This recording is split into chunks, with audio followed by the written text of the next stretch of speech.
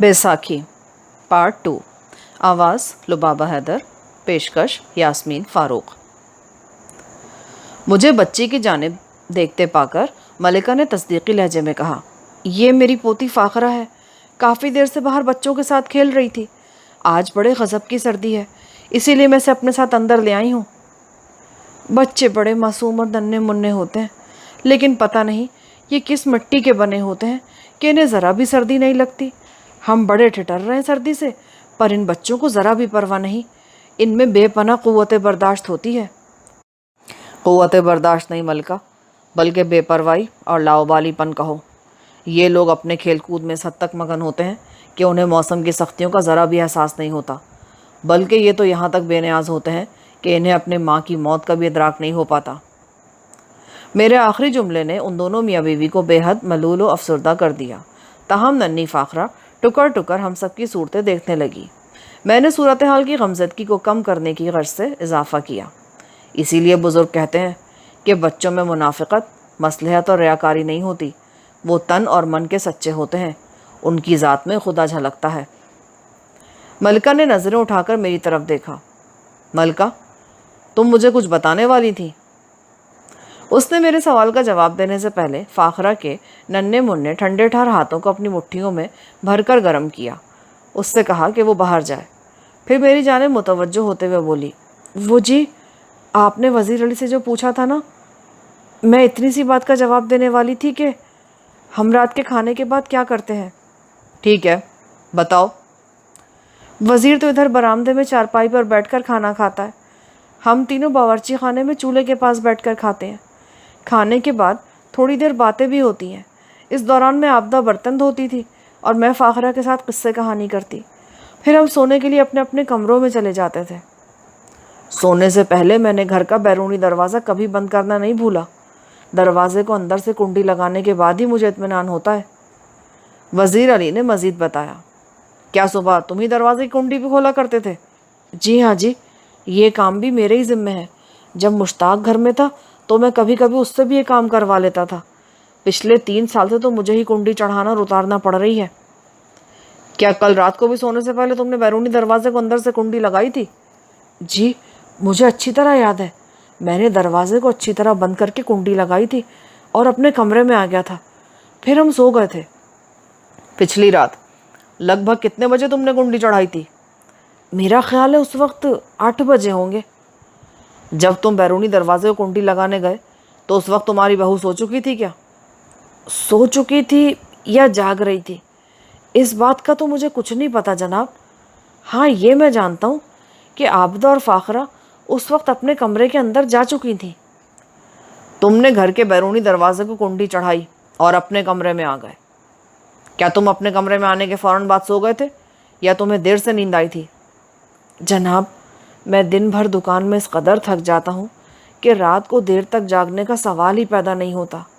जब मुश्ताक यहाँ था तो दुकानदारी में मेरी मदद करता था, पर अब तो सब कुछ मुझे अकेले को ही संभालना पड़ता है जनाब। तुमने गुज़िश्ता रात कमोबेश 8 बजे घर के बैरूनी दरवाजे को अंदर से कुंडी लगाई और अपने कमरे में आकर सोने के लिए बिस्तर पर लेट गए, और फिर तुम फ़ौरन ही सो गए। यानी 8:30 या ज़्यादा से ज़्यादा 9 बजे तक तुम गहरी नींद में जा चुके थे। जी, आप बिल्कुल ठीक कह रहे हैं। पिछली रात मेरे सर में दर्द भी हो रहा था। मैंने मलका से कहा कि वो मेरा सर दबा दे। ये हौले हौले मेरा सर दबाने लगी। मुझे ऐसा सुकून मिला कि पता ही नहीं चला कि मैं कब सो गया। ठीक है। मैं वज़ीर अली को छोड़कर उसकी बीवी मलका की तरफ मुतवज्जो हो गया। पिछली रात जब वज़ीर अली सो गया, उसके बाद तुम क्या करती रही थी? मैंने क्या करना था जी, जब वज़ीर अली के खराटों की आवाज़ उभरने लगी तो मैं भी अपनी चारपाई पर जाकर लेट गई थी। क्या तुम्हें लेटते ही नींद आ गई थी? नहीं जी, मैं थोड़ी देर तक जागती रही थी। थोड़ी देर तक? 10 मिनट, 20 मिनट, 30 मिनट? मेरे ख्याल में मैं कोई आधे घंटे तक जागती रही थी। उस आधे घंटे में तुमने घर के अंदर किसी किस्म की आवाज़ उभरती सुनी थी, ख़ास तौर पर सहन या बैरूनी दरवाजे की जानिब से? ना जी, मैंने ऐसी कोई आवाज़ नहीं सुनी। मैं समझ रही हूँ आप ये सवाल किस हवाले से कर रहे हैं। आप यही अंदाज़ा लगाने की कोशिश कर रहे हैं ना कि अगर आपदा گھر سے خود ہی نکلی تھی تو میں نے اس کے جاتے ہوئے قدموں کی آواز سنی ہوگی، ہے نا؟ تمہارا اندازہ بڑی حد تک درست ہے ملکہ، لیکن اس سلسلے میں مجھے کوئی ابہام یا غلط فہمی نہیں کہ عابدہ خود اپنی مرضی سے گئی تھی۔ اگر اس کے ساتھ کسی قسم کی زور زبردستی کی گئی ہوتی تو اس کے آثار گھر کے مختلف حصوں میں ضرور دکھائی پڑتے اور وہ ہنگامہ مچتا کہ آپ دونوں لمبی تان کر پڑے سوتے نہ رہتے۔ یہ تو آپ بالکل ٹھیک کہہ رہے ہیں جناب، گھر کے اندر یا باہر کسی قسم کی ابتری یا افراتفری نظر نہیں آئی، جس کا مطلب ہے کہ تمہاری بہو عابدہ اپنی مرضی سے گھر سے نکلی تھی۔ میں نے وزیر علی کی بات مکمل کی۔ وہ دونوں متعجب نظروں سے ایک دوسرے کو دیکھنے لگے۔ اس گھر میں صبح سب سے پہلے کون اٹھتا ہے؟ میں عام طور پر میں ہی پہلے اٹھتا ہوں۔ میں ملکہ کو جگاتا ہوں اور ملکہ جا کر عابدہ کو اٹھاتی ہے۔ میرا مطلب ہے اٹھاتی تھی، اب تو وہ کبھی نہ اٹھنے کے لیے سو چکی ہے۔ بات کے اختتام پر اس کی آواز پھر بھر آ گئی۔ میں اس کے صدمے کو اچھی طرح سمجھ رہا تھا، لیکن میں اس دکھ کو کم کرنے کے لیے فوری طور پر ان کے لیے کچھ نہیں کر سکتا تھا۔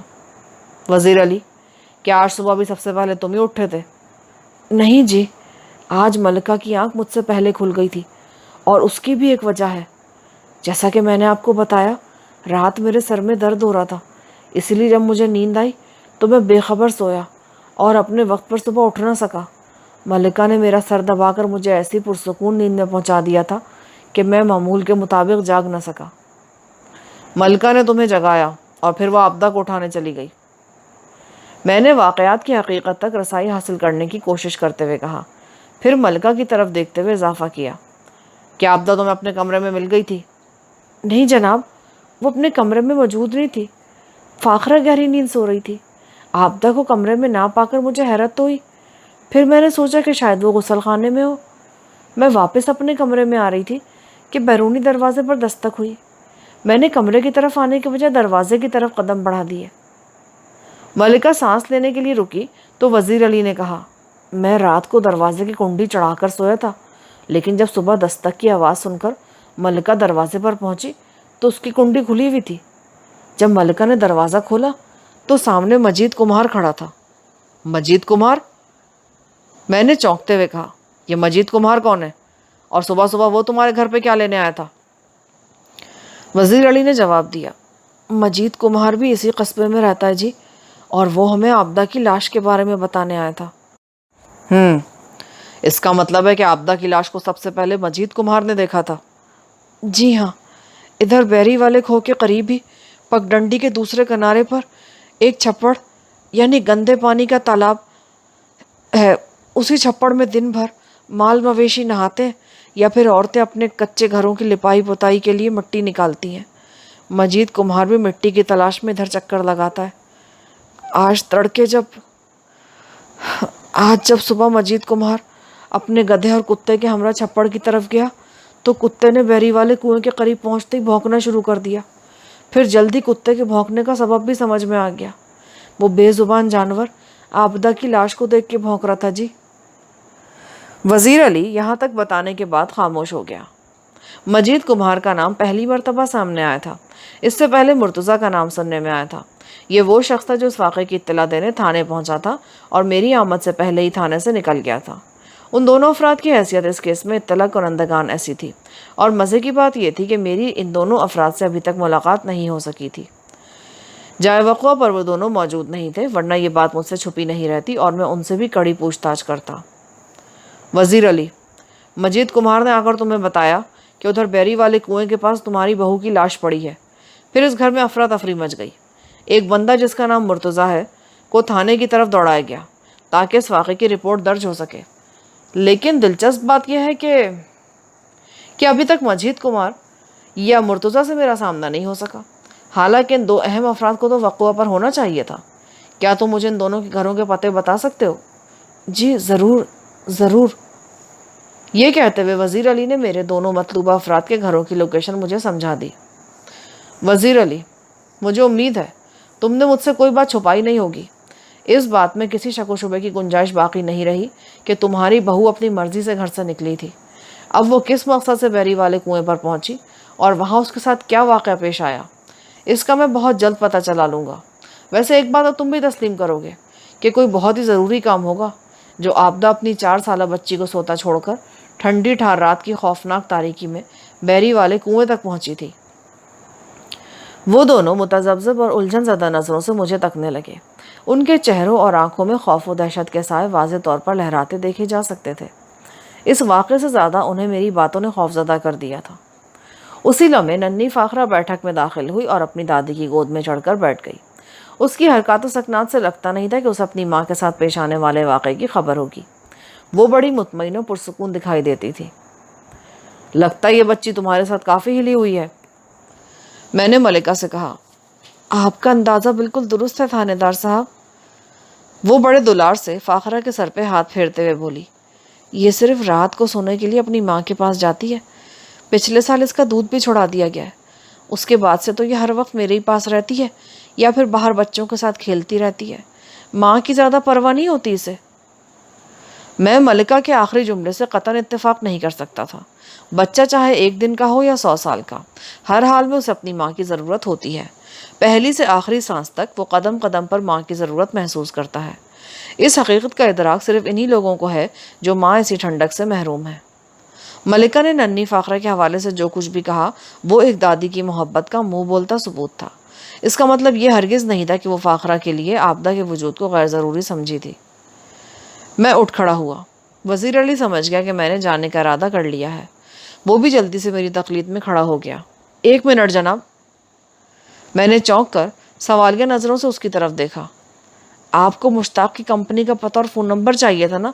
آپ 1 منٹ رکیں جی، میں اس کا خط لے کر آتا ہوں۔ میں رک گیا۔ تھوڑی دیر بعد وزیر اپنے بیٹے کے خطوط کا پلندہ اٹھا لایا۔ میں نے مشتاق کے میکینیکل فرم کا پتہ اور فون نمبر وغیرہ اپنے پاس نوٹ کر لیا۔ ان کے گھر سے رخصت ہونے سے پہلے میں نے فاخرہ کو پیار کیا اور بھاری دل کے ساتھ گھر سے باہر نکل آیا۔ وزیر علی میرے ساتھ ہی باہر آیا تھا۔ اس نے مجھ سے پوچھا، آبدہ کی لاش کب تک ہمیں مل جائے گی؟ میرا خیال ہے کل شام میں یا پھر پرسوں دن میں کسی وقت۔ ویسے تم اپنے ذہن میں پرسوں دن کا ہی وقت رکھو۔ اور آپ مشتاق کو کب فون کریں گے؟ یہ کام تو میں آج ہی کر دوں گا۔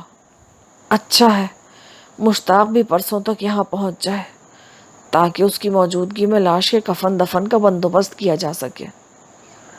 انشاءاللہ ایسا ہی ہوگا۔ وزیر علی نے بڑے بھرپور انداز میں میرا شکریہ ادا کیا اور میں وہاں سے رخصت ہو رہا تھا کہ ASI سکندر علی کو میں نے اپنی طرف آتے دیکھا۔ مقتولہ کے بھائی راشد کا گھر قصبہ رائے پور کے سامنے والے حصے میں واقع تھا۔ یہ جگہ میرے تھانے سے بہت قریب تھی۔ راشد کے گھر کی طرف جاتے ہوئے میں نے ASI سے پوچھا، سکندر علی، تمہارے بیٹے کو کیا ہو گیا ہے؟ حکیم جی نے نمونیا بتایا ہے، اس نے افسردہ آواز میں جواب دیا۔ اب اس کی طبیعت کیسی ہے؟ حکیم نے علاج شروع کیا یا نہیں؟ میں نے ہمدردی بھرے لہجے میں پوچھا۔ علاج تو پچھلے 2 دن سے جاری ہے ملک صاحب، کوئی واضح فرق تو محسوس نہیں ہوتا، پر حکیم جی بہت پر امید ہے۔ انہوں نے کہا ہے کہ آنے والے 1-2 دن میں بچہ ٹھیک ہو جائے گا، لیکن مکمل صحتیابی میں 8-10 روز مزید لگیں گے۔ اللہ تمہارے بیٹے کو جلد از جلد صحتیاب کرے۔ آمین جی۔ سکندر علی اسی قصبے کا رہائشی تھا، لہٰذا میں یہ کہہ سکتا تھا کہ وہ یہاں کے لوگوں کے بارے میں مجھ سے کہیں زیادہ واقفیت رکھتا تھا۔ آبدہ کے قتل کے معمے کو حل کرنے کے لیے سکندر علی میری بھرپور مدد کر سکتا تھا۔ صبح وہ تھانے میں موجود نہیں تھا، ورنہ میں تو اسے اپنے ساتھ ہی جائے وقوع پر لے جانا چاہتا تھا۔ میں نے اس کے ہمراہ راشد کے گھر کی طرف قدم بڑھاتے ہوئے پوچھا، سکندر، تمہیں تو پتہ چل ہی گیا ہوگا، اس علاقے میں قتل کی ایک واردات ہو گئی ہے۔ وزیر علی کریانہ فروش کی بہو کو کسی نے گلا دبا کر موت کے گھاٹ اتار دیا ہے۔ ادھر بیری والے کنویں کے پاس مقتولہ کی لاش پڑی ملی ہے۔ ملک صاحب، یہ سارے حالات میرے علم میں آ چکے ہیں جی۔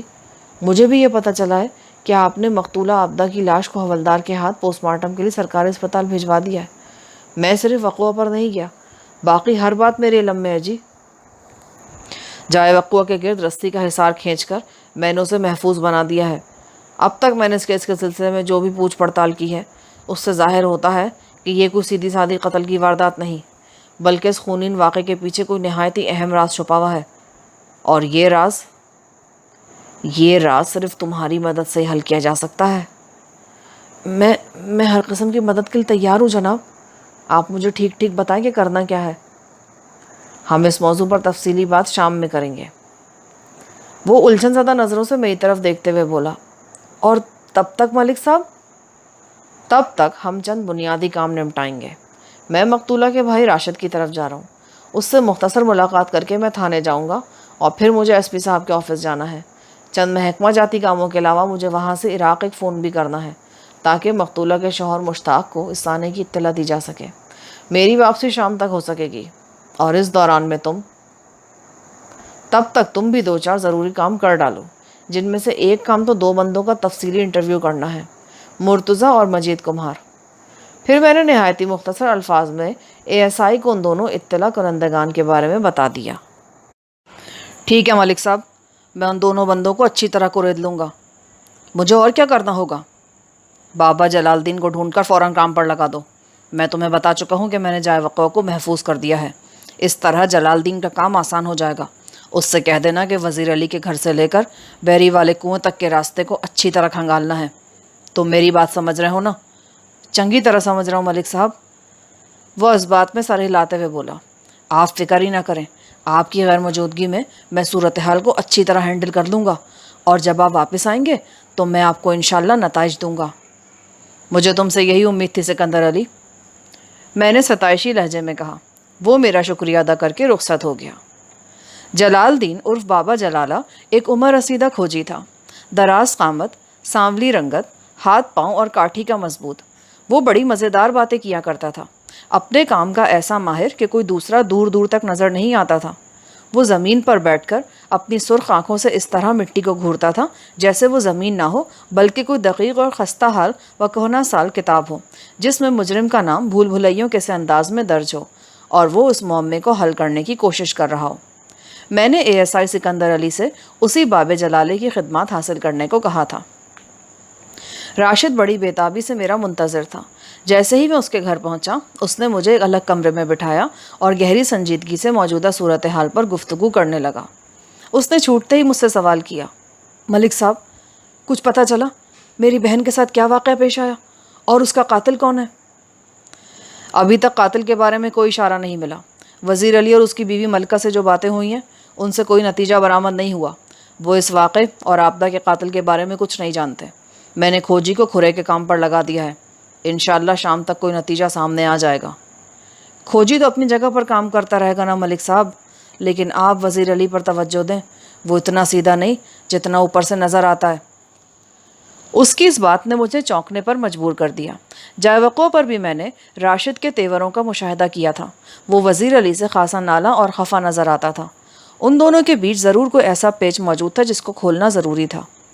میں نے اس کی آنکھوں میں دیکھتے ہوئے گہری سنجیدگی سے کہا، راشد، تم کہنا کیا چاہتے ہو؟ راشد کی عمر 40 کے آس پاس تھی۔ وہ غلہ منڈی میں ایک اڑھتی حاجی مراد کا منشی تھا، لیکن اس واقعے کی وجہ سے وہ آج کے دن دکان پر نہیں گیا تھا۔ راشد کے باپ ارشد کا انتقال ہو چکا تھا۔ 60 سالہ بوڑھی والدہ اللہ رکھی اس کے ساتھ رہتی تھی۔ راشد کی بیوی کا نام بلقیس تھا۔ ان کی اولادوں میں 2 بیٹے حفیظ اور عارف اور ایک بیٹی آمنہ تھی۔ آمنہ کی عمر 8 سال رہی ہوگی۔ دونوں بھائی اس سے چھوٹے تھے، حفیظ 7 اور عارف 5 سال کا تھا۔ راشد اور بلقیس کی شادی کو 10 سال ہو گئے تھے۔ میرے سوال کے جواب میں راشد نے بتایا، جناب، اگر میرا بس چلے نا تو اس شخص کو میں اتنے جوتے ماروں کہ اس کے سر پہ ایک بال نہ رہے۔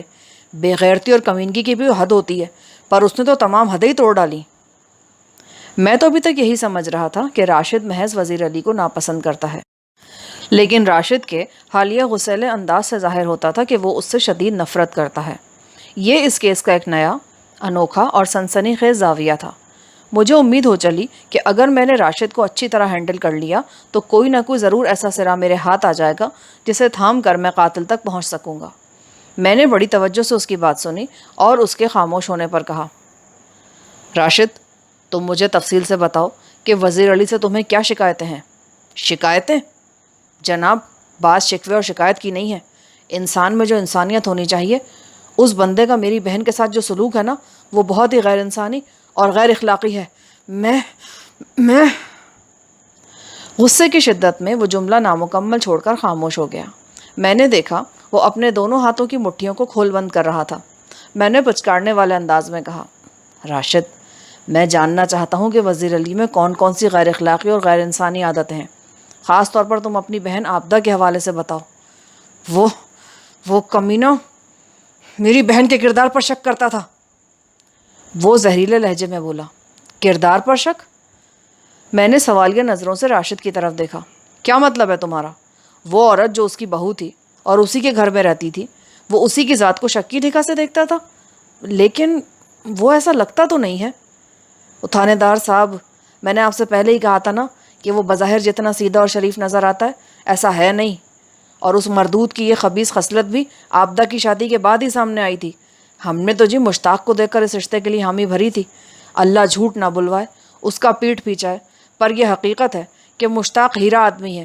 وہ جب تک یہاں رہا میری بہن کو کسی قسم کی پریشانی نہیں ہوئی، لیکن اس کے عراق جاتے ہی ایک سے بڑھ کر ایک مسئلہ کھڑا ہونے لگا۔ میں نے تو سوچ لیا تھا جناب کہ اگر بات زیادہ بڑھی نا تو میں آبدہ کو اپنے گھر واپس لے آؤں گا۔ دو ماں بیٹی مجھ پہ بوجھ نہیں بن سکتی۔ جب مشتاق عراق سے واپس آتا تو میں اسے اپنے پاس بٹھا کر بات کرتا، پھر جو بھی فیصلہ ہوتا۔ مگر میں سوچتا ہی رہا اور میری بہن جان سے چلی گئی۔ آبدہ کی المناک موت ایک افسوسناک واقعہ ہے جس کا جتنا بھی سوگ منایا جائے کم ہے۔ میری یہ کوشش ہے کہ میں جلد از جلد تمہاری بہن کے قاتل تک پہنچ جاؤں۔ اس سلسلے میں مجھے تمہارے تعاون کی ضرورت ہے راشد۔ تمہاری مدد کے بغیر میں ایک انچ آگے نہیں بڑھ سکتا۔ صورتحال نے جیسی نازک اور حساس پٹری پکڑ لی تھی، اس کا تقاضا تھا کہ میں بڑی احتیاط کے ساتھ راشد کے دل اور دماغ کو ٹٹولوں تاکہ یہ ملاقات نتیجہ خیز ثابت ہو سکے۔ میری بات کے جواب میں اس نے کہا، جی حکم کریں، آپ مجھ سے کس قسم کا تعاون چاہتے ہیں؟ میں نے اپنے لہجے کو پراسرار بناتے ہوئے نہایت ہی رازدارانہ انداز میں کہا، راشد، اس وقت کمرے میں ہم دونوں کے سوا اور کوئی بھی نہیں ہے۔ یہ بھی حقیقت ہے کہ ہماری آواز کمرے کے باہر نہیں سنی جا سکتی، لہٰذا تم بے فکری سے اپنے دل کی بات کہہ دو۔ کیا تم وزیر علی کو آبدہ کا قاتل سمجھتے ہو؟ اس نے بڑی سریت سے پلکیں جھپکائیں اور اضطراری لہجے میں بولا، میرا مطلب یہ تو نہیں تھا جناب۔ گویا تم یہ کہنا چاہتے ہو کہ وزیر علی آبدہ کا قاتل نہیں؟ جناب، دراصل میں وزیر علی کے قاتل ہونے یا نہ ہونے کی بات نہیں کر رہا تھا، میں تو اس کی کمزرفی اور گھٹیا پن کے بارے میں آپ کو بتا رہا تھا۔ وہ متذبذب لہجے میں بولا، اچھا، تو تم صرف یہ کہنا چاہتے تھے کہ وزیر علی کو تمہاری بہن کے کردار پر شک تھا؟ جی ہاں، مجھے اس پر اسی بات کا غصہ ہے۔ کیا اس حوالے سے اس نے کسی شخص کا نام بھی لیا تھا؟ میرا مطلب ہے مقتولہ کے کردار کے حوالے سے۔ نہیں جی، ایسا کوئی نام سامنے نہیں آیا، اور دکھ کی بات تو یہ ہے کہ اس مردود نے اس سلسلے میں مجھ سے بات نہیں کی بلکہ غیر کے سامنے بکواس کی، اور اڑتی اڑتی یہ خبر میرے کانوں تک پہنچ گئی۔ اب اس قتل کیس کہانی میں اہم موڑ آنا شروع ہو گئے تھے۔ میں نے محسوس کیا کہ وہ اہم سرا میرے ہاتھ لگنے ہی والا ہے جس کی تلاش میں پچھلے کئی گھنٹے سے سر کھپا رہا تھا، اور جس کے سہارے میں اپنے ہاتھوں کو قاتل کی گردن تک پہنچا سکتا تھا۔ میں نے راشد کو گھسنے کی کوشش جاری رکھتے ہوئے پوچھا، اس غیر شخص کا نام کیا ہے جس سے وزیر علی نے اپنی بہو یعنی تمہاری مرحوم بہن کے بارے میں الٹی سیدھی باتیں کی تھی؟ راشد نے تلخ لہجے میں جواب دیا، اس بندے کا نام اکرام اللہ ہے۔ اکرام اللہ تمباکو کا کاروبار کرتا ہے اور اس کی دکان وزیر علی کی دکان سے جڑی ہوئی ہے، اور اتفاق دیکھیں کہ…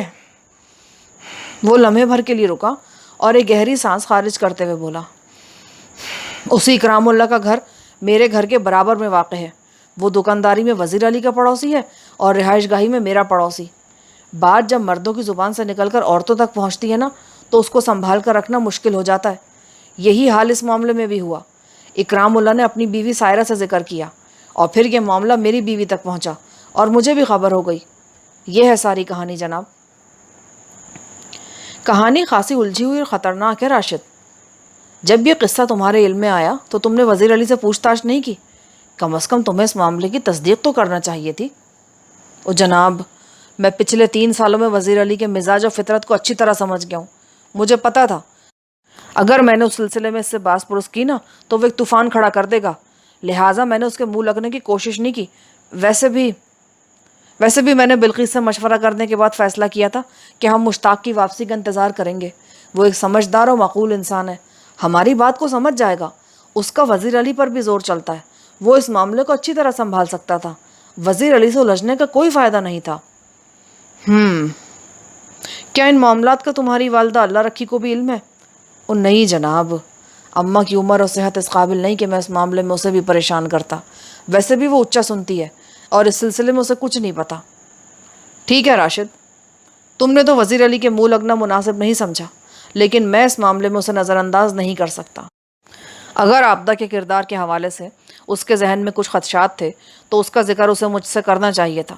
وزیر علی کے علاوہ میں اکرام اللہ سے بھی بھرپور ملاقات کروں گا تاکہ پتہ چلے کہ وزیر علی نے اس سے ایسی کوئی بات کی بھی تھی یا نہیں.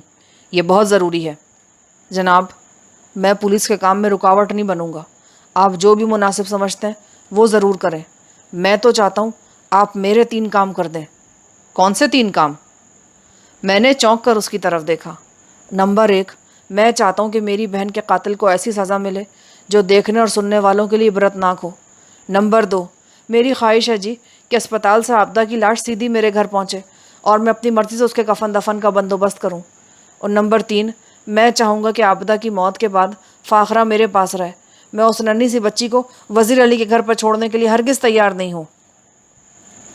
میں نے بچپن میں اپنے بزرگوں سے ایک دیومالائی کہانی سن رکھی تھی جس میں 3 خواہشات کا ذکر ہوتا ہے. اس قسم کی بہت سی کہانیاں آپ نے بھی سن رکھی ہوں گی. کہانی کسی بھی نوعیت کی ہو، اس کا انجام ایک ہی جیسا ہوا کرتا ہے، یعنی 3 خواہشیں بھی پوری ہو جاتی ہیں اور حاصل بھی کچھ نہیں ہوتا. خواہش مند شخص مزید سے مزید الجھتا چلا جاتا ہے. شاید ایسی ہی صورتحال کے لیے شاعر نے کہا تھا، ہزاروں خواہشیں ایسی کہ ہر خواہش پہ دم نکلے. جب راشد نے اپنی 3 خواہشات کا ذکر کیا تو میرا ذہن لامحالہ اس طلسماتی کہانی کی طرف چلا گیا تھا، لیکن یہاں صورتحال نسبتاً مختلف تھی. لہٰذا میں نے اس کی آنکھوں میں دیکھتے ہوئے 2 ٹوک انداز میں کہا، راشد، میری بات غور سے سنو. تمہاری پہلی خواہش تو میں ہر قیمت پر پوری کروں گا. عابدہ کا قاتل نہ صرف یہ کہ بہت جلد گرفتار ہوگا بلکہ وہ عبرتناک سزا پا کر جیل کی آہنی سلاخوں کے پیچھے بھی چلا جائے گا. لیکن جہاں تک باقی 2 خواہشوں کا تعلق ہے تو فی الحال وہ میرے اختیار میں نہیں ہے. انہیں پورا کرنا میرے بس کی بات نہیں. کیوں جناب؟ راشد، تمہاری خواہش نمبر 2 اس لیے پوری نہیں ہو سکتی کہ عابدہ اپنی سسرال میں رہ رہی تھی جب اس کو موت کے گھاٹ اتارا گیا. وہ اس کے شوہر کا گھر ہے، لہٰذا اسپتال سے اس کی پوسٹ مارٹم شدہ لاش پہلے تھانے میں اور پھر تھانے سے وزیر علی کے گھر پہنچے گی. اور جہاں تک تمہاری خواہش نمبر 3 کا تعلق ہے تو وہ مشتاق کی مرضی اور اجازت کے بغیر پوری نہیں ہو سکتی. مشتاق فاخرہ کا باپ ہے. اپنی اولاد کے بارے میں فیصلہ کرنے کا اختیار صرف اسی کو حاصل ہے. میرا خیال ہے کہ تم میری بات سمجھ گئے ہوگے. لیکن مشتاق تو عراق میں ہے نا؟ عراق میں ہے تو کیا ہوا؟ وہ ہمیشہ تو وہاں نہیں رہے گا. میں اسے آج فون کر کے یہاں کی صورتحال سے آگاہ کر دوں گا. 2-3 دن بعد وہ تمہیں یہی قصبہ رائے پور میں نظر آئے گا. میری اس مدلل وضاحت کے بعد اس کے پاس کہنے کے لیے کچھ نہیں بچا تھا. وہ بے بسی سے خلا میں گھورنے لگا. میں اس کے گھر سے نکل آیا. راشد سے ملاقات کے بعد ایک نیا قابل تفتیش کردار سامنے آیا تھا. اکرام اللہ نامی اس تمباکو فروش سے کڑی پوچھ گچھ کی جاتی تو سنسنی خیز انکشافات کی توقع کی جا سکتی تھی. میں ذہن میں اس کیس کے تانے بانے بنتے ہوئے تھانے پہنچا اور پھر ایس پی آفس چلا گیا. چند روز قبل ایس پی صاحب نے مجھے اپنے پاس بلایا تھا، لہٰذا وہاں جانا ضروری تھا. اس بہانے میں مشتاق کو فون کر کے تازہ ترین حالات سے بھی آگاہ کر سکتا تھا. واپسی میں مجھے خاصی دیر ہو گئی. جب میں تھانے پہنچا تو اندھیرا پھیل چکا تھا. ASI سکندر علی بڑی شدت سے میرا انتظار کر رہا تھا. میں نے نہایت ہی مختصر الفاظ میں اسے اپنی کارگزاری کے بارے میں بتایا. پھر اس سے پوچھا، سکندر، تمہارے کام کا کیا رہا؟ ملک صاحب، میں نے آپ کے حکم کے مطابق مرتضیٰ اور مجید کمہار کو تھانے بلا کر ان سے پوچھ گچھ کی ہے، لیکن وہ دونوں کسی بھی ایسی بات سے واقف نہیں جو اس قتل کیس کو حل کرنے میں مددگار ثابت ہو. مجید کمہار تو صرف اتنی کہانی سناتا ہے کہ وہ حسب معمول چھپڑ سے مٹی نکالنے کے لیے اس طرف گیا اور اس نے بحری والے کنویں کے پاس عابدہ کی لاش پڑی دیکھی. وہ سیدھا وزیر علی کے گھر پہنچا اور اسے اس واقعے کی اطلاع دی. مرتضیٰ تھانے میں اطلاع دینے کے بعد اس لیے جلدی گھر چلا گیا تھا کہ اس کے سسرالی رشتہ داروں نے کوئی تنازع ڈالا ہوا تھا.